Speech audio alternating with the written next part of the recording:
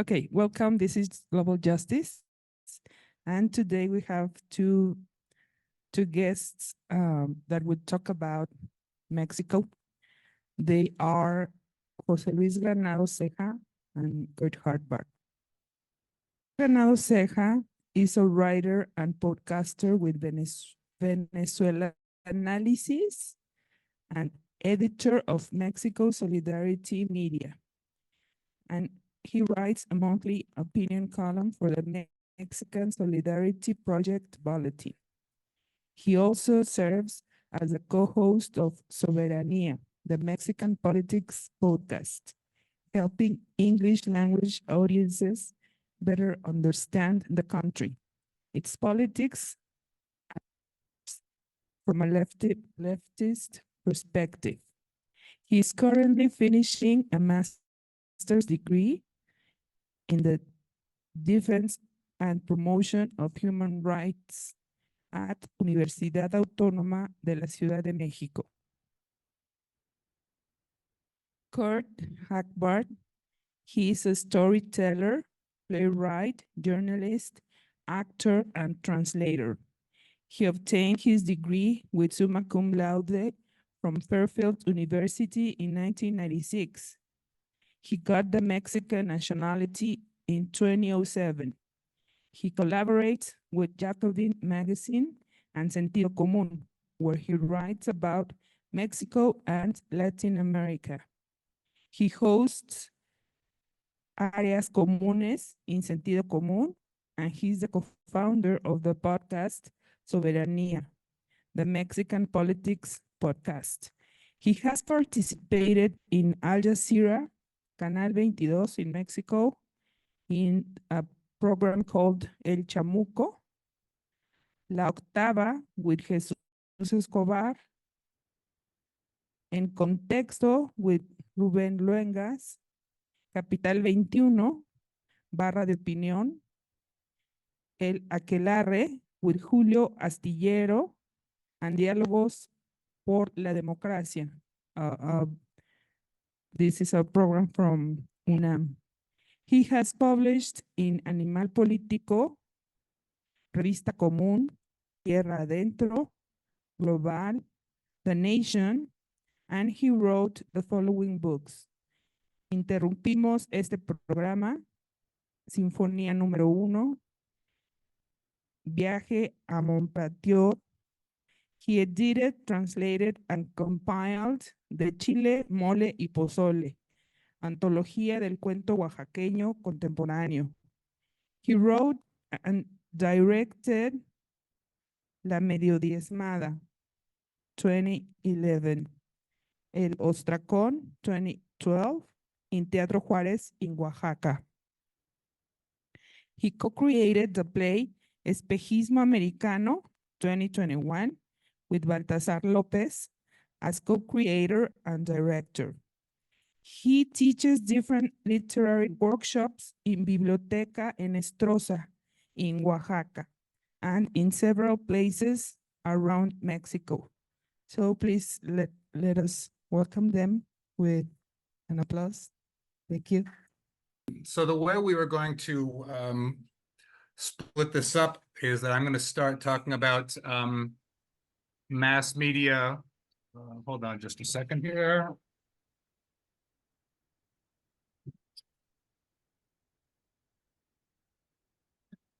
The mass media campaign against AMLO over these 5 years, and then Jose Luis is going to talk about the most recent chapter with regards to Ecuador. So I'll just get started.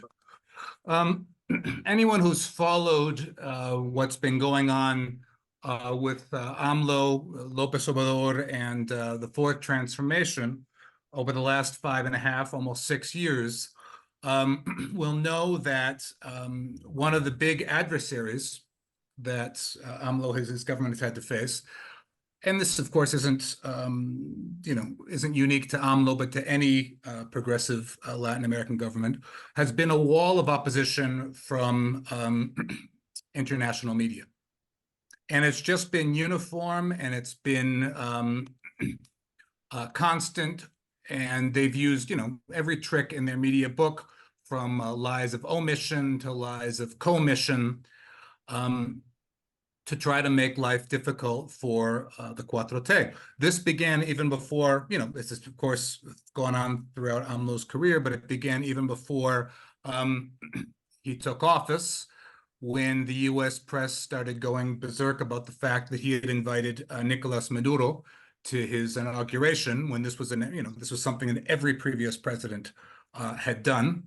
But of course, because it was AMLO, they tried to make a special thing out of it. Time magazine put Mexico in its top 10 of geopolitical risks, biggest geopolitical risks for 2019. Per Ian Bremmer, AMLO was going to spend money that Mexico doesn't have on policies that threatened to return the country to the 60s. And actually, that prediction of Bremmer has turned out to be particularly ironic, considering the macroeconomic discipline that AMLO and the Morena government has managed over these 5.5 years, with economic growth, with budget deficits and debt under control. The peso has appreciated against the dollar, and the reserves are in very good shape. So Bremmer, not surprisingly, got this one spectacularly wrong. Going on just with these examples, the Financial Times went, all out against the British press. Was particularly nasty over this time. Financial Times, The Economist. The Financial Times said darkly, in this crusade to end with neoliberalism and the mafias of power in Mexico, he's used popular consultations to justify controversial means like canceling a half-built airport. The autocratic search for regeneration by López Obrador risks leading to economic and institutional decomposition. So the Financial Times was really outlining the line of argument that the press was going to be using over the course of these 5 years, that AMLO's government is autocratic, goes against the institutions, and is leading to the decomposition of the neoliberal state so carefully created and arranged with all its bells and whistles with autonomous agencies and such in previous administrations. According to the Financial Times, there was only 2 ways to stop AMLO: to apply the rules of the free trade agreement and to attack the peso. So the Financial Times openly said that there should be a run on the peso in order to tank López Obrador's reform initiatives. Failed because the peso has appreciated against the dollar over AMLO's term. When AMLO didn't recognize Joe Biden's re-election instantly, came all the the comparisons with Trump. In Mexico's midterm elections in 2021, CNN said that the Mexican president loses control of power in midterm elections marked by violence. This was CNN's headline the day after the elections, in which Morena retained its majority in the Mexican Congress. What they said was that Morena had lost a supermajority, which it had never had, in order to try to justify a headline that AMLO loses control in elections stained by violence. This was CNN the day after Mexico's midterm elections. AMLO has a fossil fuel fixation, according to The Economist. This was because he was trying to reassert public control over Mexico's energy sector and not hand over Mexico's energy grid to companies such as Iberdrola and Enel. The New York Times, of course, in a series of articles against AMLO, and the New York Times has just flat out lied. In a year in which Mexico's economy grew by 3%, the New York Times correspondents from Mexico, Natalie Kitchereff and Maria Habib, said that Mexico's economy was tanking, and that Mexican citizens came to support Morena in Mexico City because they were receiving social programs, basically because they were bought off. The Atlantic's David Frum said that liberal democracy was under assault in Mexico because AMLO's government dared to attempt to reform its top-heavy electoral institute. And then in 2022, the Index on Censorship a British NGO funded by the National Endowment for Democracy, declared AMLO to be the tyrant of the year for 2022, the tyrant of the year, beating out North Korea, beating out, other, non-client regimes of the United States. So all that just to give kind of a bit of a historical background. The most recent case that I talked about in the Jacobin article was the attempt to tie AMLO to narco traffic, to drug trafficking, which is of course an old trick in the book. Anybody who doesn't follow the Washington consensus is tarred as a narco, and this has been used against Evo Morales. It was used against the Correa candidate in last year's Ecuadorian elections. These are things that they reuse, recycle from the U.S. hegemonic point of view. This one was particularly vicious, however, because it started with the Baker Institute in Texas, which said that there was going to be basically a de facto alliance between the Morena party and drug cartels in the 2024 election without proof. This then was reported by the Texas Observer and then spilled into the Reforma newspaper in Mexico, and from there into the media ecosystem in Mexico. Act 2, outlets like ProPublica, Inside Crime, and Deutsche Welle, on the exact same day, 3 outlets, what a coincidence, came out with a piece saying that there was possibly an attempt by cartels to contribute money to AMLO's 2006 campaign, basically rehashing a closed investigation from over a decade ago in which investigators found nothing and adding nothing new to it. It was very clear that this was the DEA that was funneling information to these outlets. And, you don't even have to go that far. Steven Engelberg, the editor of ProPublica, came out to defend the article when it got a lot of blowback, saying, oh, by the way, the DEA asked us to edit the article and asked us to postpone publication. Engelberg said this, not me. The DEA is very clearly upset because AMLO passed a national security law in 2021 limiting the actions of intelligence agencies on Mexican soil. They can't carry arms like before. They have to check in with Mexican authorities. They can't run around playing Netflix series like they were doing in previous administrations. So the DEA is trying to protect its turf. What was interesting in the DEA and the ProPublica article was that it pointed out that around 2010, 2011, at the height of the Felipe Calderon government, when his own security minister, Genaro Garcia Luna, was in hoc with the Sinaloa cartel. Garcia Luna has been arrested and sentenced in New York City. He's about to be sentenced. The DEA, instead of focusing on that, was trying to set up AMLO's second campaign with a $5 million sting operation. That was what the DEA was really obsessed about at that time, trying to set up AMLO's campaign operatives with a sting with $5 million. That was really the only new thing that came out of that ProPublica article. Act 3, the New York Times, again, Kittereff, this time with Alan Foyer, comes out with a piece that couldn't be left out, saying that there was drug money in AMLO's 2018 campaign, basically covering all the bases, no proof, all based on hearsay, all based on somebody said that somebody said, based on names, people they wouldn't name, based on documents they wouldn't reveal, based on sources that said that another source said that AMLO's kids had received money and kickbacks.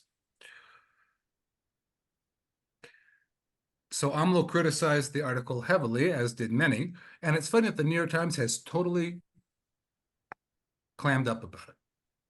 They've said not a word since. They didn't defend the article. They didn't come out with any new proof, any new evidence, nothing. So all this just as a sort of case study in how the US and international media will roll, right? They will claim that you're authoritarian. They will claim that you're attacking institutions. They will claim, of course, that you're going back to the 60s and 70s, right? If you don't follow international greenwashing energy policy. And if none of that works, they'll call you a narco. And they'll make sure that, reputable institutions launder that piece and repeat it. In this case, trying to call into question every single one of AMLO's previous presidential candidacies. The good news is, with all of this, constant onslaught over 6 years, the Mexican public is inured to it. I think one of the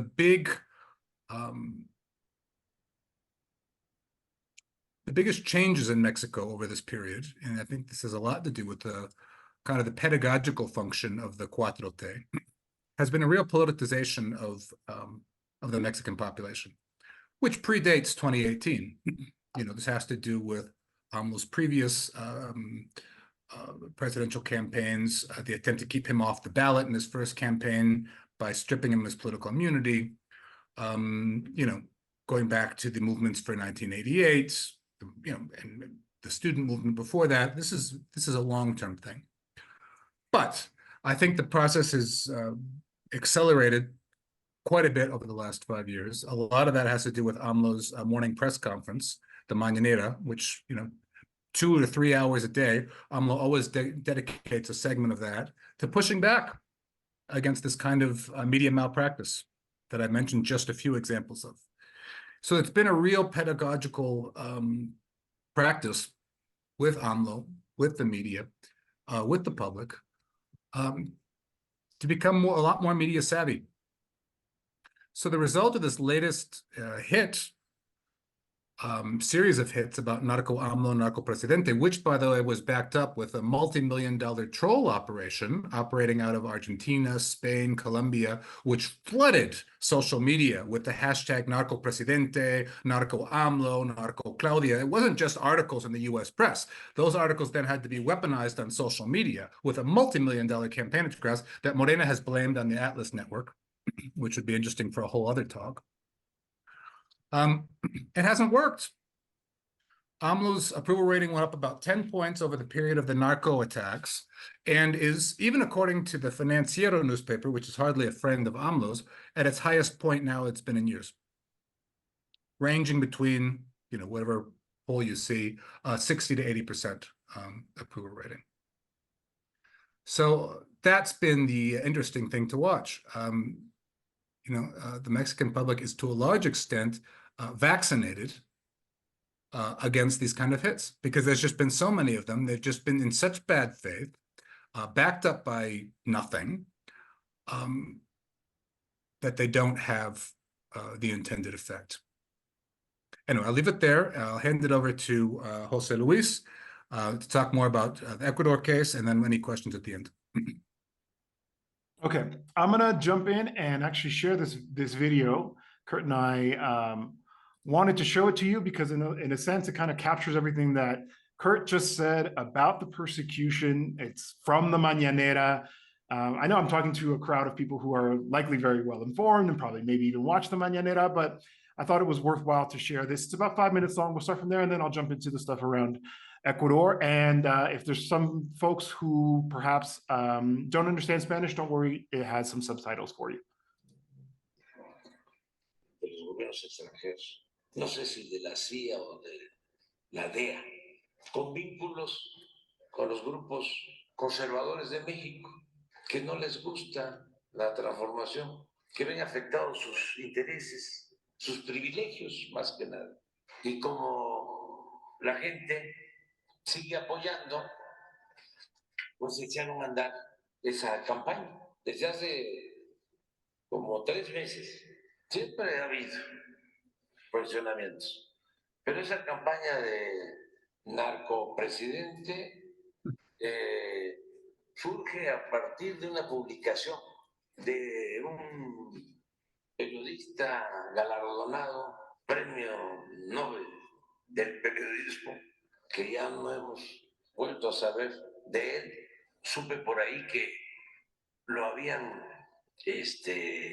llamado, creo que estaba cubriendo en la Franja de Gaza, y lo llamaron para hacer ese trabajo sucio, con información de la DEA.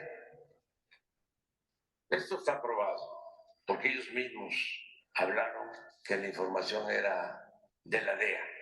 Y luego le siguió el New York Times. No presentan una sola prueba. Son unos vil calumniadores. Una sola prueba. Y los convoco, los emplazo a que presenten pruebas.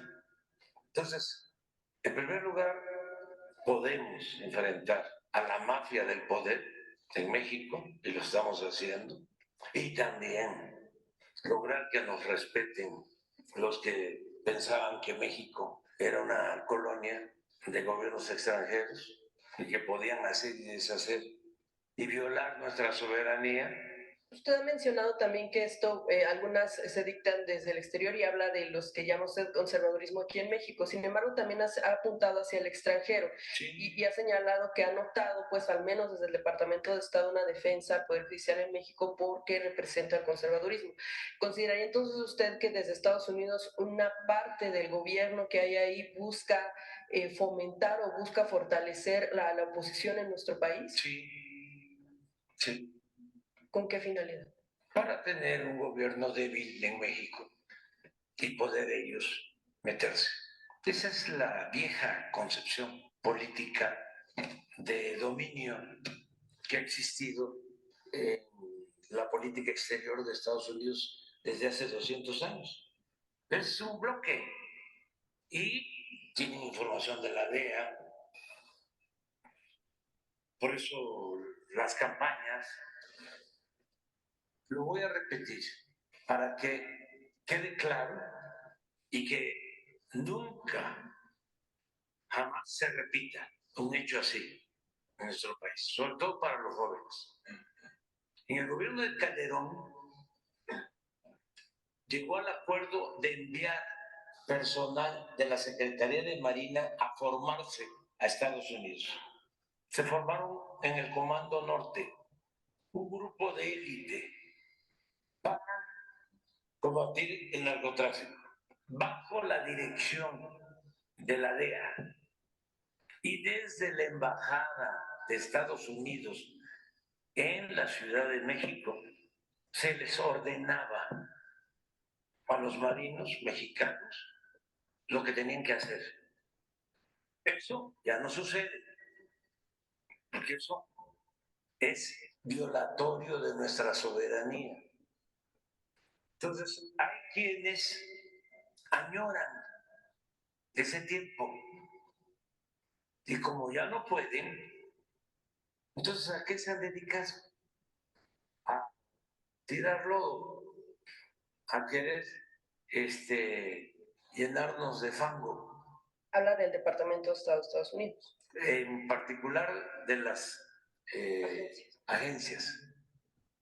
No todas, pero no tienen ellos control, porque parece que la CIA tiene su política, la DEA tiene su política, el Departamento de Estado tiene su política, el Departamento de Justicia tiene su política, la Casa Blanca tiene su política, el Congreso tiene su política, el Poder Judicial tiene su política. Y a todos lo único que les pedimos es que nos respeten como los respetamos nosotros. So I actually want to start by picking up a little bit what he said quite at the end there about sort of the various different responses that you'll see from different manifestations of the US government. I think sometimes, and even myself, kind of fall into this trap of thinking that it's a monolith, that while there certainly is a logic, an imperialist logic that underpins the behavior, the decisions that the US government, regardless of whoever's in the White House, does, there are differences amongst different departments, different secretaries, between the different branches that are obviously going to express themselves. And I think one of the ways that that was actually made really evident was in this case of the raid of the Mexican embassy in Quito. In fact, if you followed the developments, the U.S. State Department was actually quite slow to respond.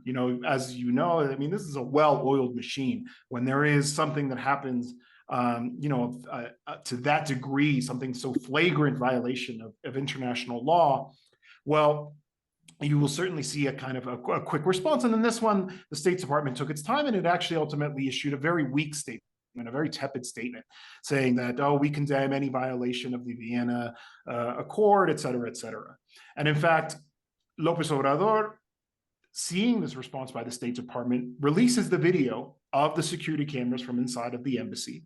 And it shows these extraordinary images that many of you have likely already seen of the Ecuadorian police raiding the embassy as if it was a common private home, assaulting the staff who are inside. There was a gentleman there, Canseco, who's head of the mission, since the ambassador at that point had declared non grata, was not actually inside the embassy, trying to do what he could to stop this crime from happening, stop the police from doing what they were intending to do.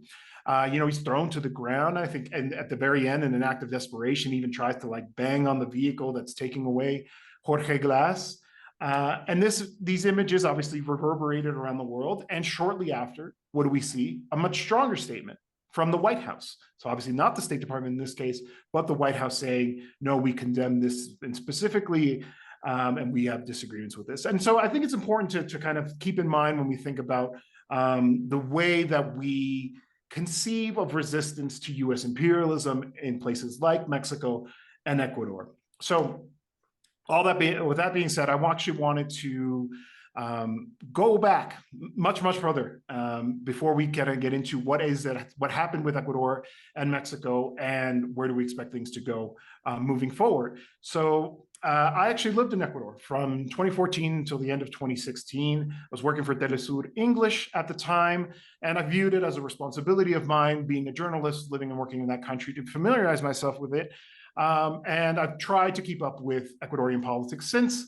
I don't think of myself as an expert on the country. I try to focus on Mexico through the work of the podcast and my journalism, but I am somewhat familiar with what's going on there. And so I think for those of you who may not be familiar, Ecuador underwent a transformation, a political transformation, very similar to what's happening here in Mexico, of a leftist progressive government being elected democratically and doing what it could to satisfy that mandate from voters, which is to sweep away the old regime and bring in something new that put the interests of the working class majority in the country first. That government, led by Rafael Correa, led an extraordinary economic transformation of Ecuador, and very much similar to Mexico, wielding the natural resources of the country in benefit of the population. It's, I don't really have enough time to get into, but you can think about it, right? Investing in schools, they built these escuelas de milenio, for example, these massive complexes to replace these kind of single room schools that often serve rural communities. They built new highways to help facilitate commerce and communication and mobility amongst the population. Ecuador is a small country. It's very diverse in terms of its conditions. You can go, they say that you can go from the Amazon in the morning and surfing in the ocean in the evening, right? So, and in the middle is, the Andes, a mountain chain. And so working to kind of, again, put the interests of the population, investing in healthcare. And it was also an extraordinarily safe country, extraordinarily safe. It's the kind of place where you could be out late at night without a worry in the world in terms of something happening to you, even in, rough neighborhoods or, red areas of town. And so this obviously was in part due to the redistribution of wealth under the Correa government, et cetera, et cetera. Now, in Ecuador, like in Mexico, engaging in this kind of politics, engaging in these kinds of public policies invites very fierce opposition from the class interests that you're affecting. And so, like in Mexico, Correa had to endure a very aggressive, very conspiratorial opposition that was very much interested in taking back power by any means necessary. But they couldn't contend with the figure that it was Correa. And so he is reelected, but ultimately he decides not to run for re-election for a third term and taps his first vice president, Lenin Moreno, to be the candidate in that election. I've often talked about Ecuador when I was talking about Mexico, because that turns out now in retrospect, right, 2020 vision, was an extremely poor decision to tap Lenin Moreno to be the candidate. Even though the fact he campaigned as saying, I will fulfill the legacy of the Citizens' Revolution, which is the moniker that was given to the political transformation there in Ecuador. Rafael Correa was the greatest president that this country has ever had, et cetera, et cetera. But afterwards, actually, before I get into that, Lenin Moreno, it was a strategic decision because they had lost some of those middle-class sectors of support that they once enjoyed. And they figured that if they ran a more moderate candidate, someone a little bit, friendlier to parts of the voting public, that they would be able to win, and they do. Lenin Moreno wins that election in the second round. But even before he takes office, it becomes clear that he's going to betray the revolution, that he is not actually going to try to continue with the same policies of Rafael Correa. And one of the things that he does, again, not enough time to get into detail, but he basically kind of cozies up to that old regime, to that old political establishment, the ruling class in Ecuador. Ecuador is a much smaller country, and when we talk about ruling class, like here in Mexico, there's a handful of families. Really, there it's only like it's like maybe less than 10 that really kind of wield the commanding heights of the economy through their ownership, their private ownership of the economy. And so he starts to accommodate himself to this old political clash, and it becomes clear that his strategy is, I'm not going to rely on the Ecuadorian working class and the campesino and the very vibrant indigenous movement, which also, should be said, was in contention with the Correa government. In fact, I'm going to lean on the petty bourgeoisie sectors, the ruling class sectors, the old political regime, and their political power that they still continue to wield in order to keep myself in power. And ends up being a government that, for lack of a better term, is a neoliberal government. Now, the population obviously has memory, and they understood that life in Ecuador under Correa was good. Like I mentioned, right? Public investments, a redistribution of wealth, the sense of feeling represented in the institutions of power, et cetera, et cetera. And when that starts to kind of get chipped away, the increasing in violence, et cetera, there starts to be a lot of social unrest. In fact, Lenin Moreno at one point was very close to being ousted from power, as so many presidents in Ecuador had been done previously. But he also understood, Lenin Moreno, that he needed to weaken Correísmo, as it's come to be called, or the forces that supported the Citizens' Revolution, and begins an outright campaign of political persecution against the leadership of the Citizens' Revolution, including his own vice president, Jorge Glass. Jorge Glass, who served as Correa's vice president as well during his second term, and actually strips him of all of his powers. And then eventually actually pushes, it's a very complicated process, but essentially commits an institutional coup. He takes over a very key institution that allows him to basically replace judges, replace the public prosecutor. The public prosecutor that's chosen, Diana Salazar, is somebody who's wedded to the old political regime, who owes them favors. She was actually severely underqualified for the post, but nonetheless is placed there. And she is also a very key actor in the political persecution. To the degree that, he takes over Alianza País, which is the party that had him elected. They oust all of the progressives that were there.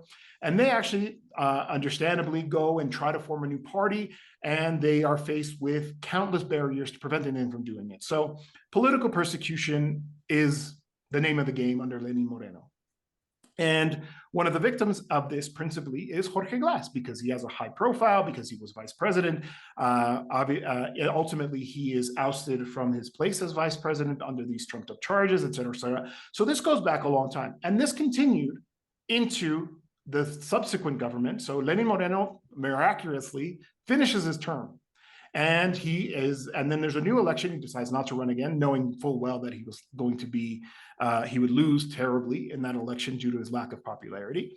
And Guillermo Lasso, a historic rival of Correa from the right, ends up winning that election.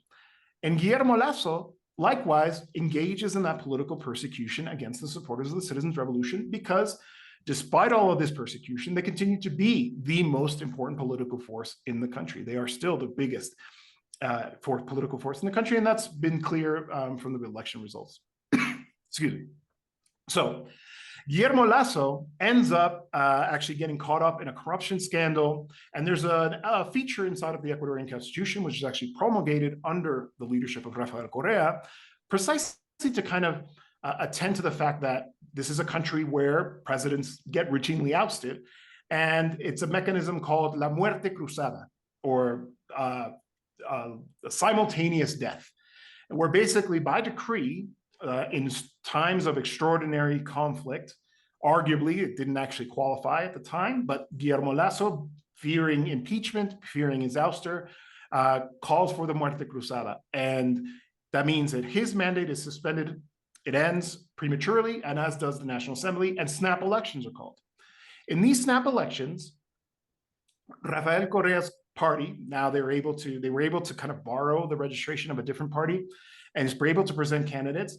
And all the while, the candidate who's leading in the election there is the candidate, Luisa Gonzalez from Correa's party, representing the progressive forces.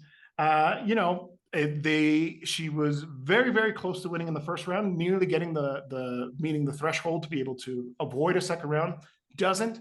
But then something extraordinary happens in the second round.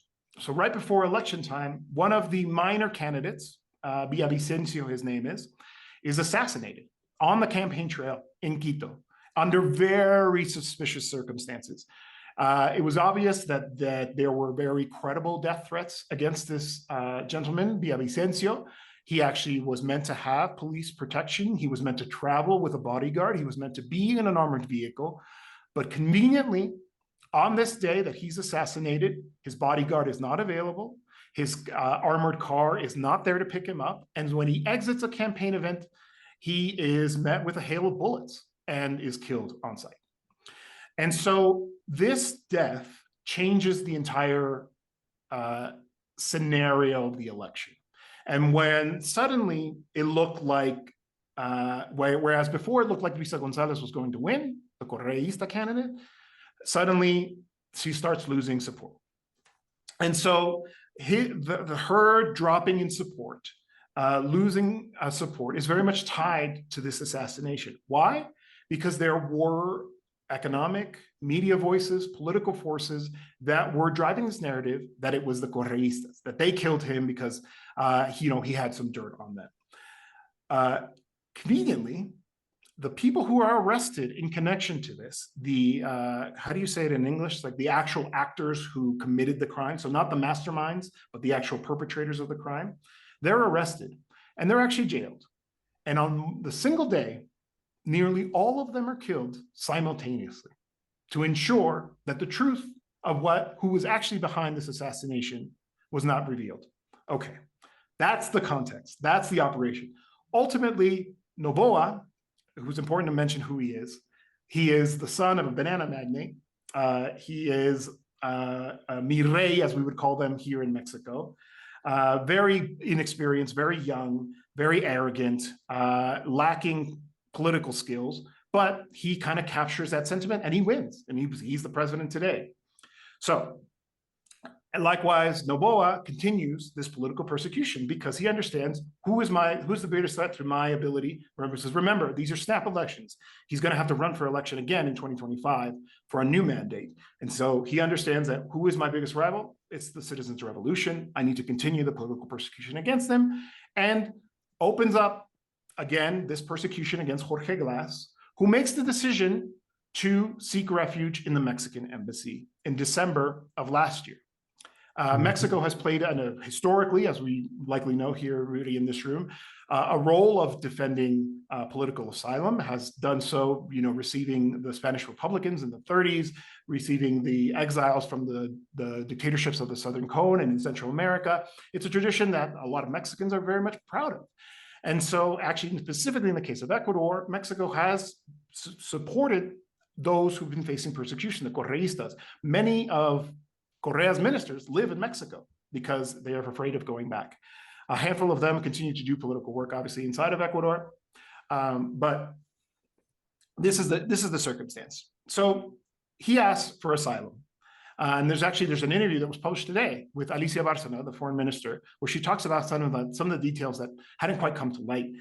He asked for asylum, and in fact, Mexico approaches Ecuador and is like, okay, we're not going to automatically declare him political prisoner, a subject of political persecution. We want to understand, what is this case all about? We want to do the research. They send a high-level delegation to Ecuador. They exchange information. Ecuador says, no, this is why we think that he is guilty of corruption, et cetera, et cetera. Mexico does its due diligence, goes to Brazil because it's connected to the Odebrecht case. In fact, the case against Jorge Glass has been thrown out in Brazil. And ultimately, based on their own analysis, their own evaluation, decides that they're going to grant him asylum. Now, that ends up irritating Noboa. Noboa, for reasons that I don't think are entirely clear to me, I think, I'll get to this at the very end, I know I'm going a little bit long, decides that he is at risk of imminent escape. What actually Mexico had been doing is seeking salvoconducto, safe passage, basically permission from the Ecuadorian government for him to leave the embassy, to get in a car, to get on a plane, to come to Mexico and live out his asylum here.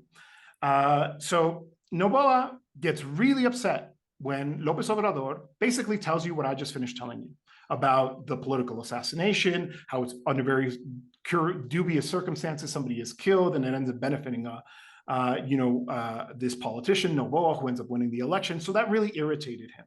He declares the ambassador persona non grata, et cetera, et cetera. So Mexico, in fact, sends a plane to Ecuador to pick up the ambassador because they fear that she actually may be in danger. And when you're declared non grata, they give you a window of time to leave. They gave her 72 hours to leave. And so Mexico sends a plane, not to get Jorge Glass, but to pick up the ambassador.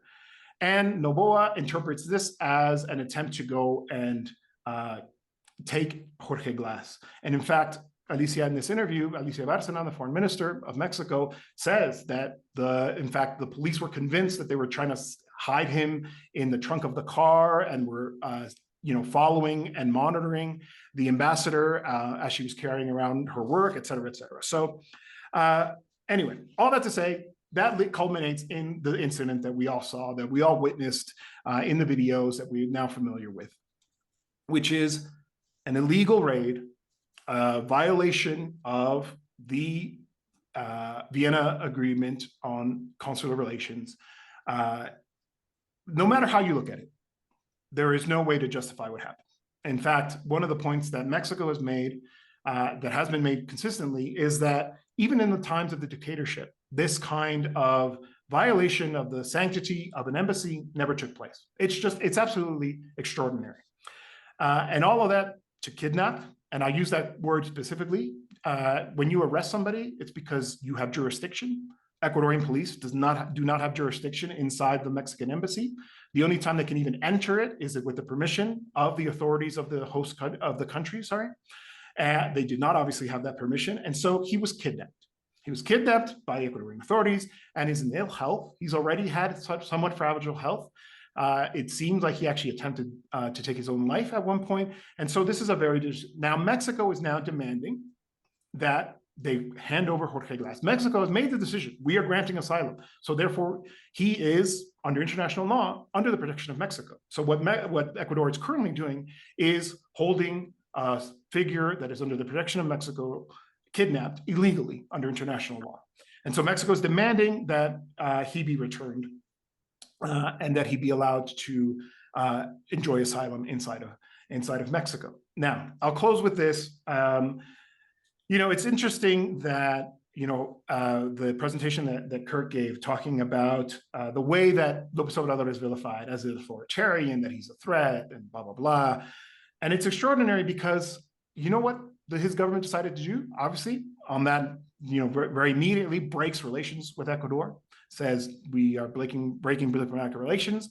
I think that was the appropriate step. I think, like I said, this is an extraordinary step, something rarely seen in the history of international relations, but also takes Ecuador to the International Court of Justice, The Hague, the World Court, where disputes between states are settled. Many of us are obviously familiar with what's happening right now because of the case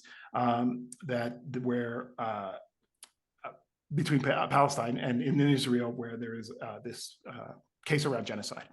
So it's extraordinary to me that the man that is labeled as an authoritarian threat, who doesn't believe in institutions, blah, blah, blah, is the one who's actually turning to these institutions and relying on these institutions that were built by the liberal rules-based order. And so what they were demanding were some immediate precautionary measures, which actually didn't happen. These are very slow processes. I think, without a doubt, eventually the court will rule against Ecuador and will say that what they did was wrong. Ecuador submitted kind of like a countersuit saying that Mexico did not respect its own obligations under international law by giving a common criminal protection.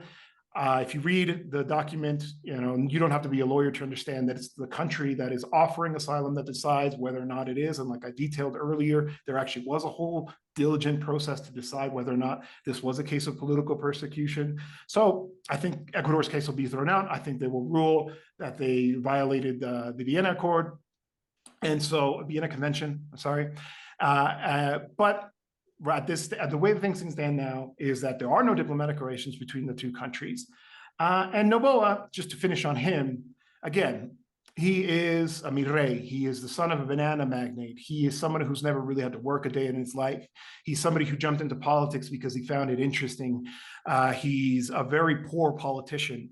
I think he really screwed the pooch on this one. I think he's going to be, I think it was very much a move to kind of appease a domestic audience. I think if you look at him since that day, he wears leather jackets and he wears dark sunglasses. I think he's trying to emulate Bukele from El Salvador in a sense. But it was extraordinary because what he said, he's like, oh, I'll just get some tacos and ceviche with López Obrador and we'll work this out, right? That just kind of speaks to the fact that this is not a very serious politician. This is not somebody who is actually committed to respecting the institutions of international law. Why would he, right? We know how the rich think and act. He's never probably obeyed a rule in his life. And so it kind of speaks to his arrogance. But there are regional implications, right? In the video that we used as a segue between these two topics, López Obrador talked about this. Why would the United States want to shore up the opposition in Mexico? Well, to have a weak government, to have a place where they can intervene. And so ultimately, I think that is a bit of the play here, is that they understand with somebody like Noboa, they can get their way. They can sow division in the region. Most of the region now, their major trading partner is not the United States, but China. And so by creating this discord in the region, by breaking these attempts to restart UNASUR, to give new impulse to SELAC, to have these spaces, counter-hegemonic spaces of dialogue, of regional unity and integration. This is an effort to help break that up. And I think they have a very willing actor in Noboa to do it. Ultimately, I think it's to the detriment of the people of Ecuador. They are going to obviously suffer as a result of this. There is a lot of discontent in the international community as a result of what Ecuador did in this. It's like I said, it's so extraordinary. I mean, how can people have faith that something like this won't happen again, considering that it happened in the first place and that they haven't seen to show any kind of remorse? They continue to kind of act like it was a legitimate action. And so I think you'll see investments dropping. And so I think the solution, as Bárcena talked about, is to return Jorge Glass, to end this kidnapping escapade, to ensure that his health is taken care of. And only then can I think the discussion around reestablishing diplomatic relations can begin. And I hope that this isn't the beginning of a precedent. I hope this doesn't establish a precedent, because it's very worrisome, because, US imperialism watches what's happening. They're paying attention. And if they see that this does successfully sow that discord to break up that regional unity, you better believe that they're going to try to do something similar again, or at least look the other way if something similar is set to happen somewhere else. Sorry for going a little bit long. Thanks so much for your attention.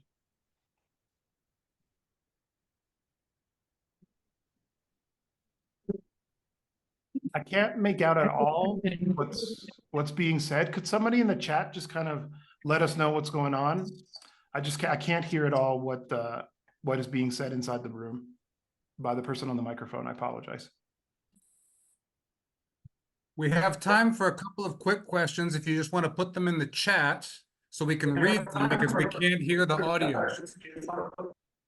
There are 2 questions in the chat. I can read the questions in the chat if you want. Okay. I love the way your podcast performs accident reconstruction on the U.S. media coverage of Mexico. As a 50-year journalist and as an editor, has anyone directly confronted the AP in Mexico, because they or their editors seem to have a vendetta and do not seem to associate with actual Mexicans? Well, you're right that the AP coverage has been particularly poor. I've called them out on Twitter. Jose Luis has as well. We've called them out on the podcast. But the AP is not alone. Having followed the coverage of Mexico over the last, 6 years and before, you see over and over again a very toxic cocktail of racism, of classism, and an absolute lack of curiosity with regards to learning more about Mexico. I think the point that you said is correct. They simply don't talk to average Mexicans. So you get, corresponditis, where all the correspondents tend to hang out in Mexico City, and not just Mexico City, but the wealthiest part of Mexico City, places like, Polanco, right? If anything, they'll go maybe to Insurgente Sur, but they won't go that much farther out, right? So it becomes a real groupthink. They talk amongst themselves. They confirm with each other. They strengthen all of their confirmation biases, and that's all they're getting, right? And so you see just some of the most barbaric coverage coming out of not just the AP, which has been particularly bad, but The Economist, but the Financial Times. On our last episode of the podcast, we picked apart a Bloomberg podcast on Mexico, which was just comically bad. It was just comically bad.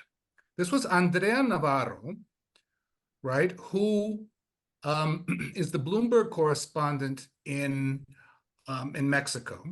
And she comes out with things like, they told me that the new airport only has 1 or 2 flights a day. She didn't look it up because she doesn't care enough. What does it matter? It's only Mexico. And this is uniform. This is across the board. I know people who've been interviewed by Natalie Kitcherev from the New York Times. It's the same biases. It's the exact same biases, right? Kitcherev was saying to this person she interviewed, why is AMLO trying to reform the Electoral Institute if he's going to win anyway? I don't understand it. I don't understand it. It's like her only frame of reference was that AMLO would try to reform the Electoral Institute just to try to win an election, not because it needed reforming. So why is he doing this? I just don't get it. I just don't get it. And you see this reflected in their articles. These are people who make US salaries living in Mexico. They live high on the hog, whereas people like us who are down in the trenches make 1/20th of what they make. And it's insulting. It's insulting, right? The AP has been particularly bad with this whole violence issue, trying to play up this hugs not bullets thing on the part of AMLO, which was a campaign slogan in 2018, abrazos no balazos, which meant we're going to rely more on social programs and less on, you know, Calderon-style violence to try to resolve the drug issue. So now they make it out that this is actually AMLO's policy, that they're out hugging people. I'm not exaggerating. This is how dumb American mainstream coverage of Mexico is. You can't, it's hard to overestimate the dumb, right? And so, you know, on one breath, Andrea Navarro in the Bloomberg thing says, oh, well, they canceled that airport, and that had investors upset, the original airport that Peña Nieto was going to plunk down on Lake Texcoco. And then in the second breath, she says, oh, but Mexico City is having severe water problems. How worse would those water problems have been if they'd put an airport on top of a lake? But there's no connection. They're just repeating talking points, making US salaries, living in Mexico, repeating talking points, using Mexico as a launching pad for their careers to go off to Europe or some, you know, much more, you know, exciting and extravagant port of call. So they can be the worst journalists possible because they're just going to fail upward. Yeah. They're just going to fail upward, and that's exactly what they do. And they'll wind up getting awards, and they'll wind up writing a biography of how I survived being a correspondent in Mexico. Yeah. Okay, we have a second question. Before we get to that second one, I wanted to just jump in. I noticed some of our friends here on the screen at the Center for Social Justice are wearing shirts with the flag of Palestine, and I'm very happy to see that. I know we understand the intersectionality of resistance, but some of you may have seen that there was this viral video of Mitt Romney interviewing Anthony Blinken, and he's like, "Oh, why has the PR been so bad?" Blah blah, and the answer is so revealing, right? We're like, well, Blinken's like, this is why there was so much support for banning TikTok. The mass communication done by AP, New York Times, whoever you want, even some of the new digital startups, right, where we saw Inside Crime play a very nefarious role here in Mexico, is critical to the maintenance of US hegemony in the world. But we're in the age of declining US hegemony, right? And so they start to really kind of reveal their true colors. They can't hide the fact that they have this racist contempt towards Mexico, that they don't bother, right?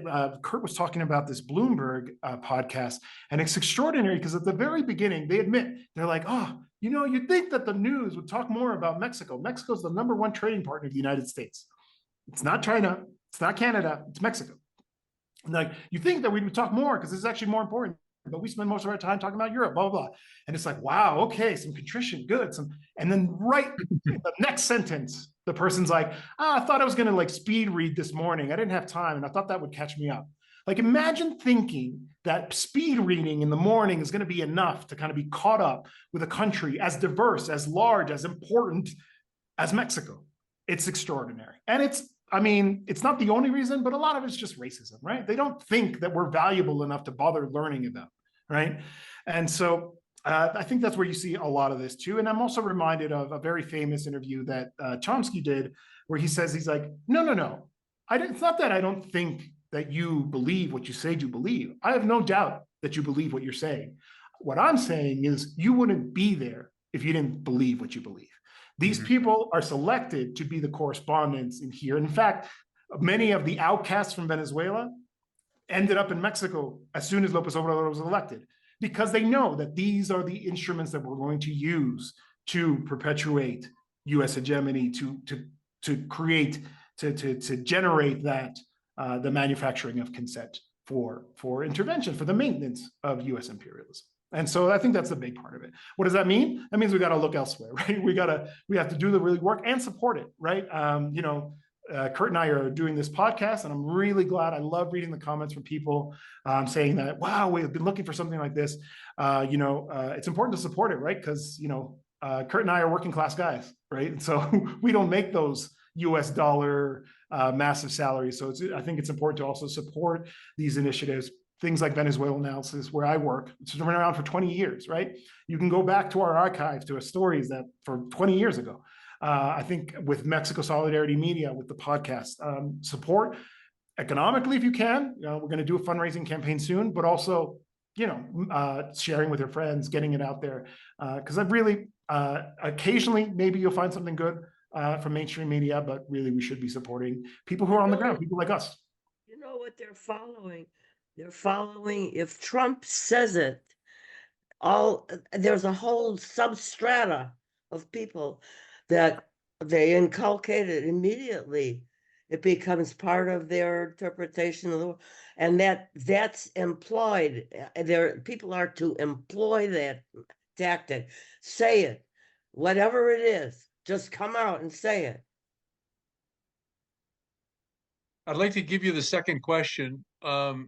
It's not super precise, but maybe you can point it. It says, what is Biden's answer to these issues? And I'm presuming that is the issues you spent the bulk of time talking about, possibly in reference to the embassy issue, but Biden's response. Yeah, it's a bit vague there. Maybe Kurt, you want to talk about the U.S.-Mexico relationship under Biden, and I'll talk about maybe what they think about the embassy. Well, you'll all know the phrase politics stops at the water's edge, right? U.S. foreign policy is, not very different, between Republicans and Democrats. Both Republicans and Democrats want to have a weak Mexico, but at the same time, they don't want immigration.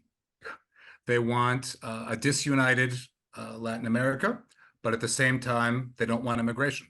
So it's a schizophrenic foreign policy on the part of the United States, right? They want to keep both Mexico and Latin America separated, disjointed under US hegemony. But at the same time, they want these countries to work out their migration problem, right? Well, that's just a schizophrenic way of seeing Latin America and the world, because the same policies that have supported coups, that have supported dictatorships, that have, opposed any form of Latin American unity that isn't under a U.S. hegemony, like the Lima Group, has created, in a large sense, the immigration problem that exists. Right? How would Guatemala have been without the Arbenz coup? How would have Chile been without the Inde coup? What would Venezuela be like without constant, U.S. economic and diplomatic terrorism? How would Mexico be without, at least 4 armed interventions by the United States, plus, all the rest? So what has Biden's policy been on Mexico? Not much different from Trump's, really. Right? They want, they opposed the AMLO's energy reforms, which would sought to bring more public control over the energy sector. They want, Mexico to bow to their immigration policy. Right? The difference has been more in approach and manner. Trump was thuggish and, threatened sanctions if Mexico didn't kowtow to their immigration policy. Biden's rhetoric has been softer on that. The politics on the ground haven't been that much different. But instead of Trump's kind of one big tariffs and bah, and then kind of tuning out of Mexico, because Trump's got a very short attention span, the Biden administration has been much more what we call chingaquerito, right? With the Ambassador Ken Salazar going to National Palace constantly. Constantly there. During the whole energy reform debate, it's like he was there once a week. Because who's Ken Salazar? Ken Salazar is a lobbyist for fossil fuel interests, a lobbyist lawyer for fossil fuel interests. Who's who Ken Salazar is. And he's basically continued that work as U.S. ambassador.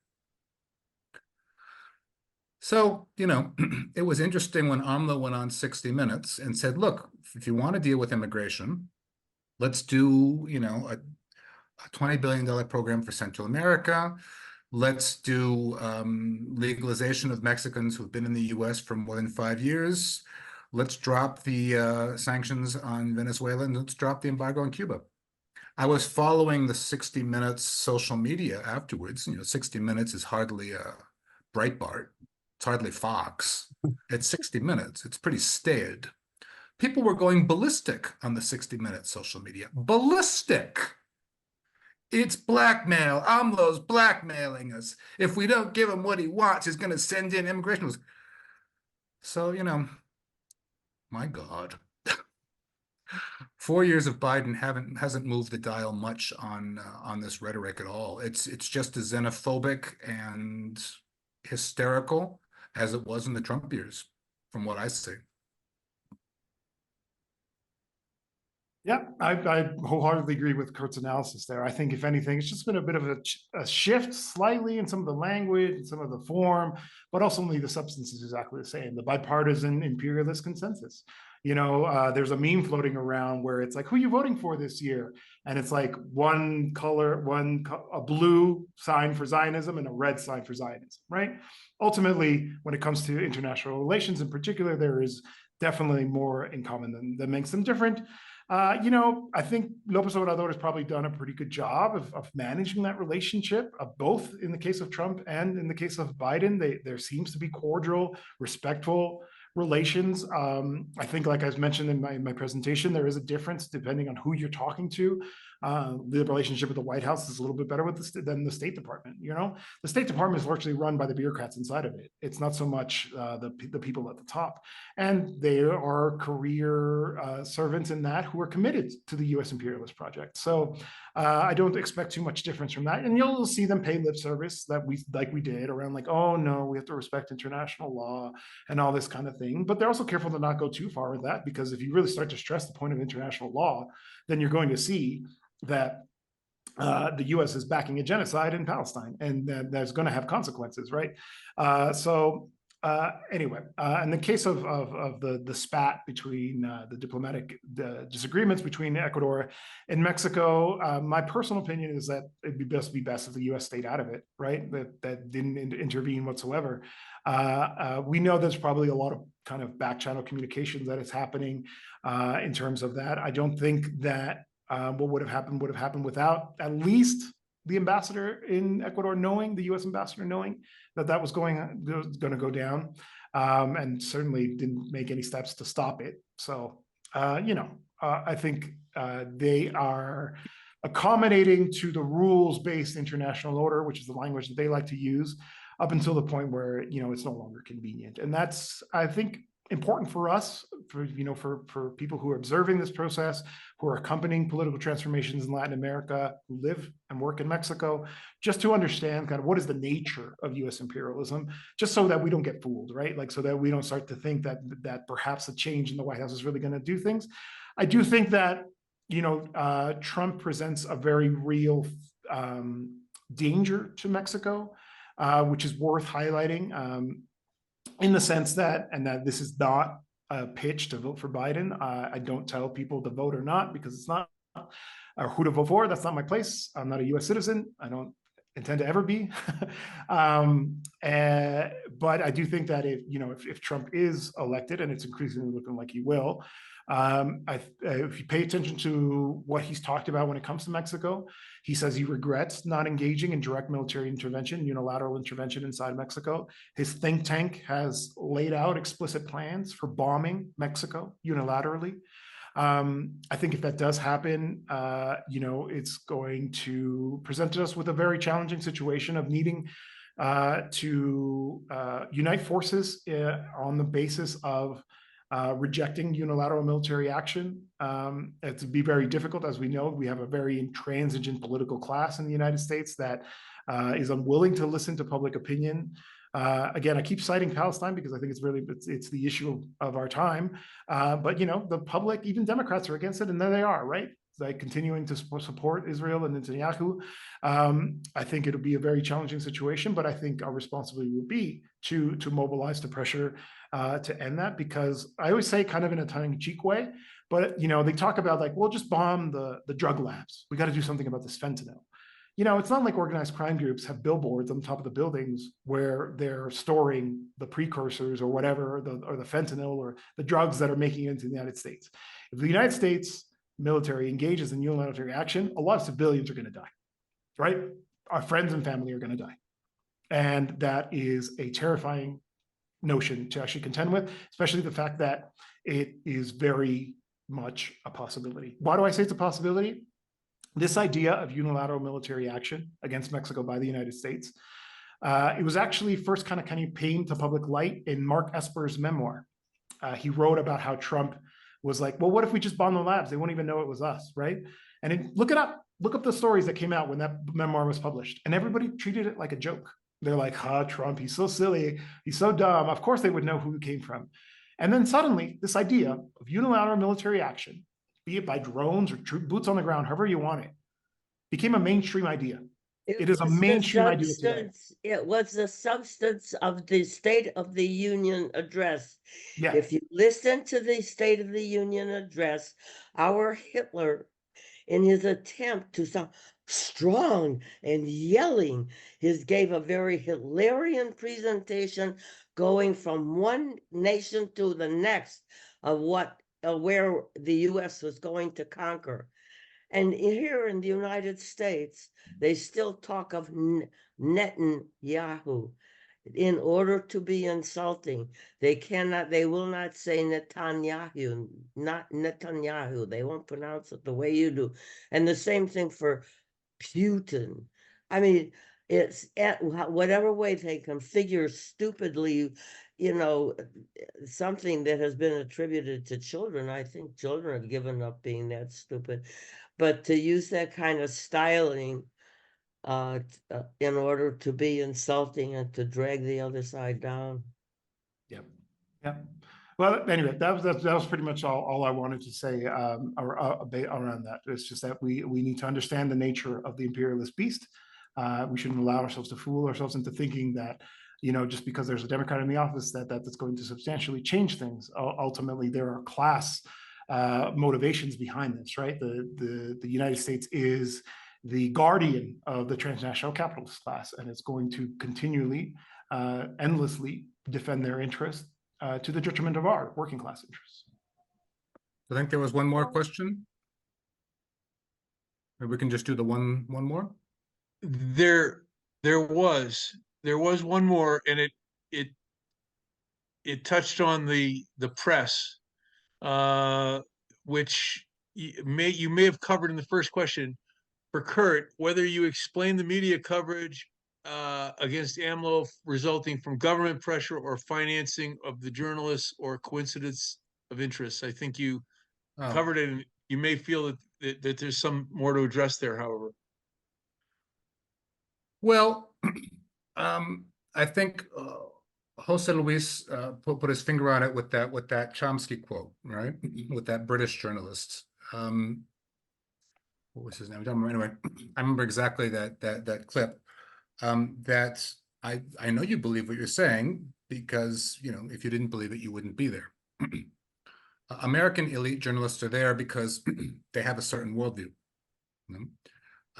Otherwise, they wouldn't be there. A lot of times, it's not open censorship, although we're seeing more and more of this now, right?